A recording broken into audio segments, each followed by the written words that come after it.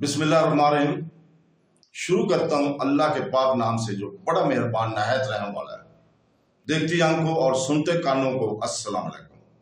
बहनों, भाइयों और बुजुर्गों, आज हम मारूफ सिरातुल जन्नान से माखूज सूरह अनम आयत नंबर 88 की तफसीर बयान कर रहे हैं।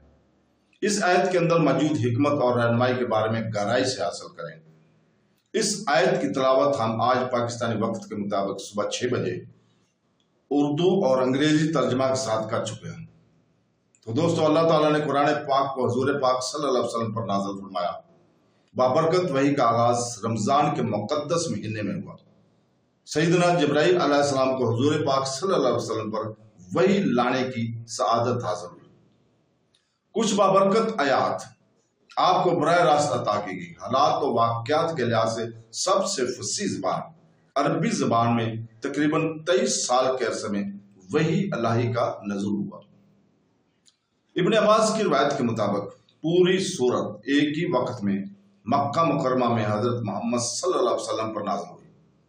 इस्मा, जो कि यजीद की बेटी और हजरत मुआज बिन जब्बल की चचाजाद बहन है, कहती हैं कि इस सूरत के नज़ुल के वक्त हुजूर पाक सल्लल्लाहु अलैहि वसल्लम पर ऊँटनी पर सवार थे और मैंने उस ऊँटनी की नाक की रस्सी यानी कि महार पकड़ी हुई थी। नज़ूल के वक्त 70,000 के करीब फरिश्ते इस सूरत के साथ अल्लाह की तस्बीह करते हुए आए थे। यह सूरह अनाम के फवायद का सिर्फ आगाज है। जो कोई भी इस सूरत को पढ़ता है वो 70,000 फरिश्ते इसके लिए दुआ करना शुरू कर देते हैं ताकि इसकी तमाम परेशानियां दूर हो जाएं। तो दोस्तों, बहनों, भाइयों, बुजुर्गों, अल्लाह ताला ने आयत नंबर 88 में फरमाया, जिसका तर्जमा है, ये अल्लाह की हदायत है, वो अपने बंदों में जैसे चाहता है हदायत देता है।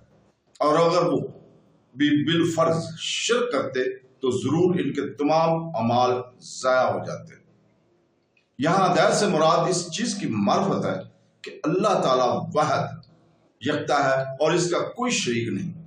और इस मार्फत के जरिए अल्लाह ताला अपने बंदों में से जिसे चाहता है अपने दीन, अपनी ताकत और आप लोगों की तरफ से ठहराए गए अल्लाह ताला की शरीकों से बेजारी का इजहार करने की हदायत देता है।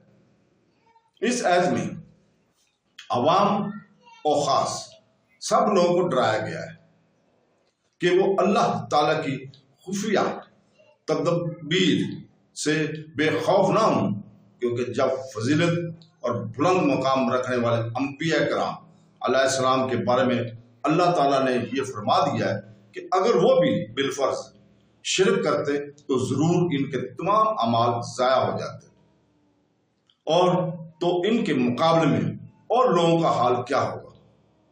तो दोस्तों, अल्लाह ताला से दुआ है कि वो हमें कुरान पढ़ने और उसकी तफसीर पढ़ने और उसका तर्जमा खासकर पढ़ने और समझने की तौफीक अता फरमाए, सुनते रसूल पर चलने की तौफीक अता फरमाए, तमाम बहनों भाइयों को तंदुरुस्ती अता फरमाए।